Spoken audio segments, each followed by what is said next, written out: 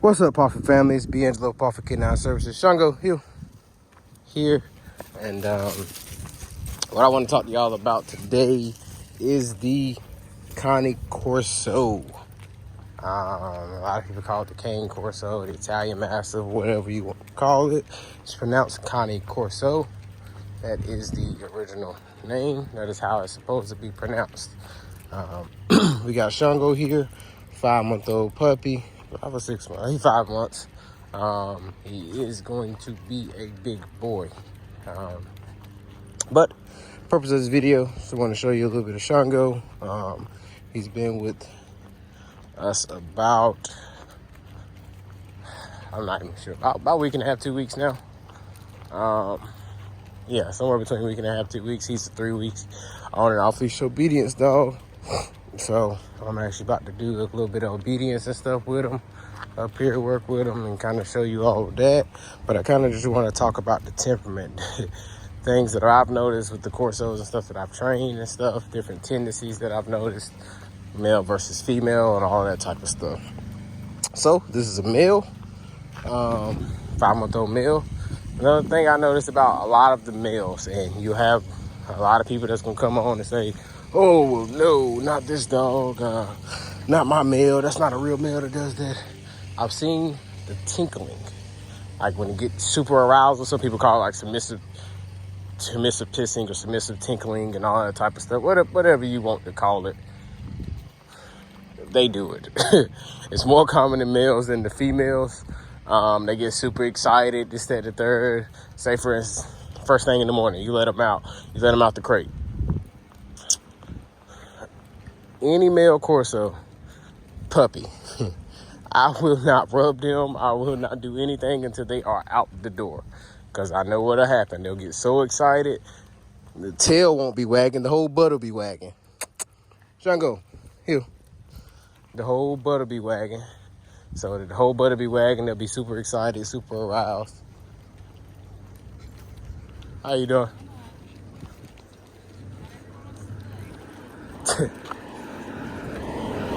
Sorry, I just walked past somebody with a dog. But I know what everybody will say. You know, real dogs don't do so. I know dogs that that grew up to being a full mature dog that will eat you up with a smile on their face, but with submissive tinklers, or they tinkle, get the little happy tinkle when they were young. Come on, Shango. Dang, I ain't expected to be this busy with cars this morning. It's usually not. All right. Good heel, buddy. Choo, choo, choo, choo, choo, choo, choo. But yeah, so you have all these submissive, people talking about these submissive tinklers and this, that, and the third. And, oh, my dog doesn't do it, this, that, and the third. But it's common. It's just something to be aware of. Typically, breed-wise, they're usually pretty sensitive dogs. Even though they're big, opposing dogs that most people think is like super aggressive, most of them won't bust a grape. Unless you have working lines and stuff like that. But usually they're weary of strangers. They usually put on a good threat display. Usually pretty alert, so people that aren't there usually, or somebody that's in the yard, in the area, or whatnot, they're gonna let you know. Shango, Susu. They're gonna let you know ASAP. They're not really gonna play games. They're definitely gonna let you know as soon as they see them. Woo! Oh, come on, buddy. Pop him off. Got him up at the field. So the only thing I have on him right now is a prong collar. Typically with prong collar, you want to have the flat buckle collar on and a prong with a carabiner clip hooked up to it in case it pops. Brand new prong, it's not gonna pop. He's not a puller, anything. I'm just getting him used to wearing it. So that way when he gets older, he has to wear it or whatnot with his owners and stuff. Go ahead, sister. Then he's good. He's like, hey, what are we about to do? But yeah, usually they're, but yeah, so back to the temperament. They're weary of strangers, typically. They can be friendly. They need to be socialized. A lot of times you have to over socialize these dogs in order for them to be, good in public and whatnot. But even if you're doing protection training with them or whatnot, a lot of people get them to protect their house and all that type of stuff. You still have to socialize them 100%. Because the last thing you want is a dog that is just reactive and you can't take him around people. He's just a loaded weapon. He's just a liability. Shango, come. Good. Sit. Good boy.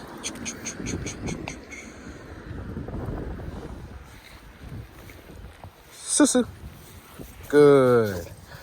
Yeah, she's a good puppy. Yeah, but as a breed, they're really intelligent. They pick up on stuff really quick. But on his, the same thing with just the intelligence, they could also be stubborn. That's more common in mastiffs and stuff in general.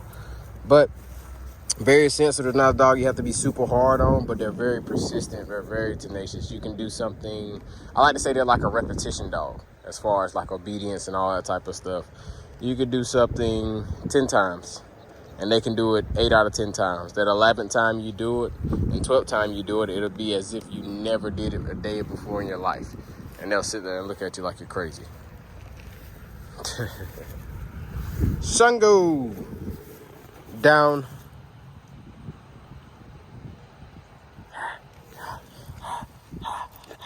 Yeah, good boy. And you see how fast he responds. Good down. So just doing obedience with him, and I'll let him hold. Come on back. Come on, Shango. Down. Good down. So yeah, I'm just really just adding distance and stuff with him.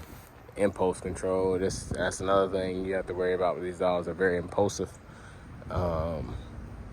Very impulsive. I definitely recommend training for anytime you get one. Good down.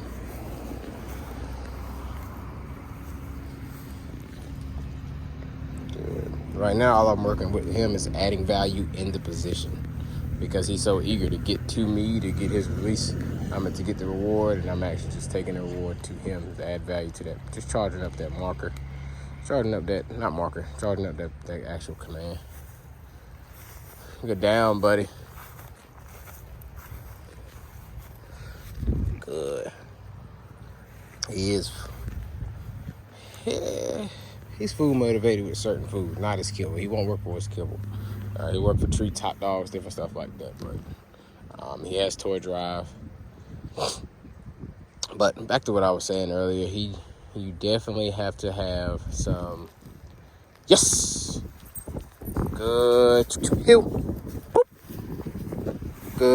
Good heel. Susu.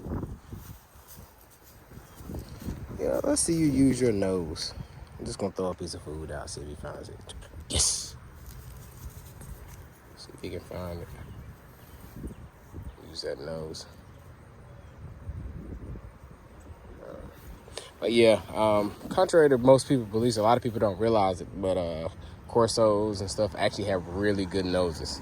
Surprisingly or not, they used to catch on the tracking and stuff really well, really quickly. He's just being a fat boy now. He already found the food. Yes.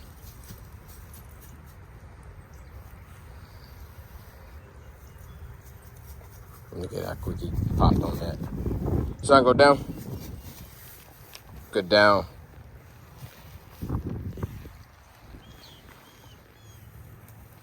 Very responsive when he wants to be. When he wants to be. That's the thing. So when they're good, they're great. But when they're not, they're terrible. But all in all, most people can handle this breed. I wouldn't say it's a breed necessarily that is too strong for certain people or this, that, and the third, but you definitely need training with them because they're going to be big, strong, powerful dogs. They can be very headstrong, and they can be very tenacious and pushy. Good. Good down. Yep, so it doesn't necessarily have to be a boarding train, but find you like a nice trainer that, I wouldn't even say not a balanced trainer, just find a trainer in general that knows how to work dogs. Because everybody wants to fall into a category of positive only and balance and this, that, and the third, and it's not. Training comes down to how does this dog learn, how much pressure do I need to add, how much is too much with this dog, when to come back, when to go forward, and all that type of stuff. It's just reading the dog. So that's all basic training come down. Some dogs can be purely positive. Some dogs, you have to have corrections and stuff. Regardless in training, eventually you're going to have some form of correction. So, the positive only beef and, bull, there's no such thing. You connecting a leash to a dog and withholding them from getting something, that's negative. That's a form of punishment. You're withholding something from the dog that they really want to get. They can do all of this type of stuff. If it was really positive only, they always had choices, you always give them an option, you wouldn't have a leash. You wouldn't use a leash, you wouldn't use a harness, you wouldn't use anything to restrain them. Get down. Yeah. So it's just, the biggest thing about dog training is figuring out how your dog learns, how that particular dog learns, and then feeding off of that. Knowing when to add rewards, when not to add rewards. Some dogs don't even take rewards in general, so how are you going to train that dog? So it's just learning dogs, learning how to motivate them, knowing how to pair obligation with reward. No, sir. Good down. I'm about to get ready to release him anyway, but I had to catch him before he released himself. But all in all, just figuring out how to pair obligation with reward and motivation, and then that in turn is what you get with this dog, like you see right now, holding this downstay for probably 3-4 minutes.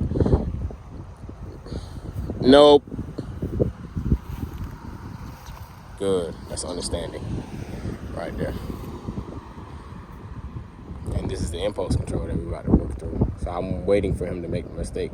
Actually, in an obedience trial, 2-minute downstay is advanced obedience. So he's actually doing really well right now. But he wants to, you see all this movement and stuff. I'm just going to wait for him to make the mistake, so then I can go in and force myself, show him, hey, you need to hold it down. I didn't release you yet. Good down. Nope. Down. Good. So I'm not going to reward him there because he's still trying to release himself.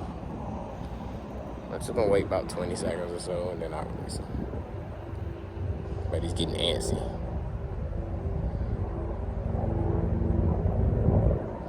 Yeah, so again, I'll take the reward. Nope. I'll take the reward to him. Good down. Because he wants to leave the position, so I'm going to reward him in the position. Add value to that. Susu. Good. Well, fat boy. Well, fat boy. Well, fat boy. Yeah, fat boy. Whoo. He's like, man, where's the rest of those hot dogs at?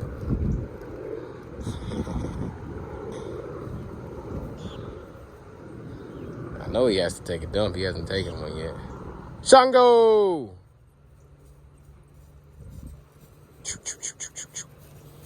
Boop. Ready to go.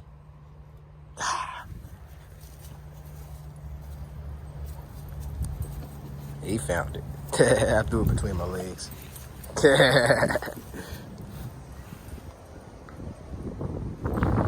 yeah, all in all, they're pretty good dogs.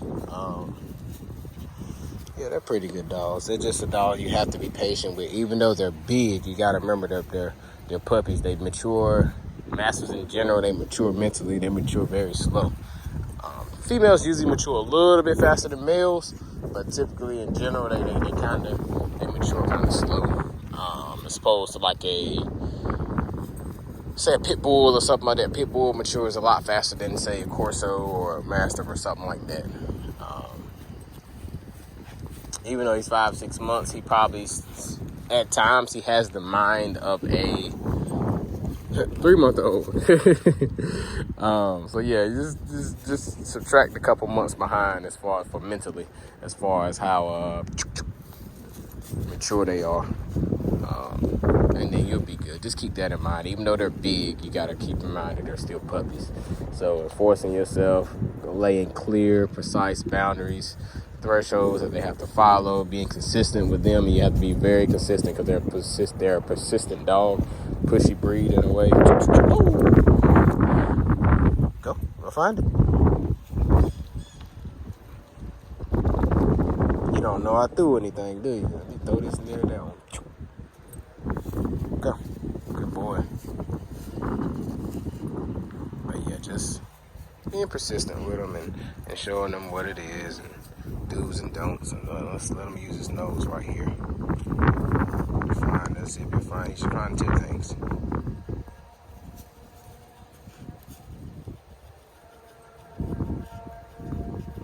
There we go.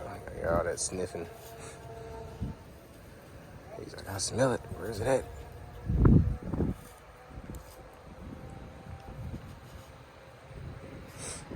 There we go.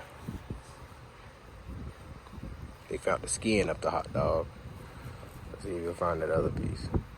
I threw them right beside each other. I got both of them. Get you. Yep, he did. But yeah, I don't know. They're pretty good breed though. So hey, just make sure you have a lot of patience, and you'll be fine. Just make sure you have a lot of patience. If you have patience to work with them and you're willing to put in the work with them, fine, you're good. Just do training or whatever you're gonna do before your dog is out of control. Yeah. So, all in all, it's D'Angelo PAWFECT Canine Services. Me and Shango. Yes.